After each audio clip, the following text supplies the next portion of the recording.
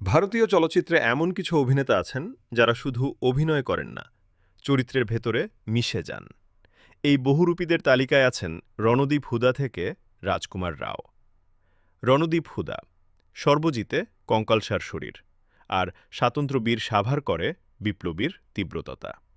শরীর, কণ্ঠ, মানসিকতা সবকিছু নিয়েই তার নিরন্তর পরীক্ষা। রাজকুমার রাও ট্র্যাপডে চরম ওজন কমানো, বোস ডেড/অ্যালাইভে আংশিক ন্যাড়া লুক। চরিত্রের প্রয়োজনে নিজেকে ভাঙতে তিনি দ্বিধাহীন। আমির খান দঙ্গলে পেশিবহুল কুস্তিগির থেকে স্থূল শরীর, মঙ্গল পাণ্ডে দ্য রাইজিংয়ে ঐতিহাসিক রূপ, লাল সিং চাড্ডাতেও নিখুঁত রূপসজ্জা।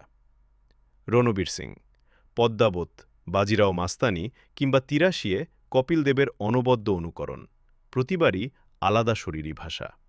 আর মাধবন রকেট্রি দ্য নাম্বি ইফেক্টে নাম্বি নারায়ণ, আর আদর্শ গৌরব দ্য হোয়াইট টাইগারে আন্তর্জাতিক স্বীকৃতি। আর গুলশান রোশান দেবায়া প্রস্থেটিক মেকআপ, দ্বৈত চরিত্র, শারীরিক চ্যালেঞ্জ সবকিছু পেরিয়ে একটাই বার্তা দেন: সত্যিকারের অভিনয় মানে নিজেকে হারিয়ে ফেলা, চরিত্রকে খুঁজে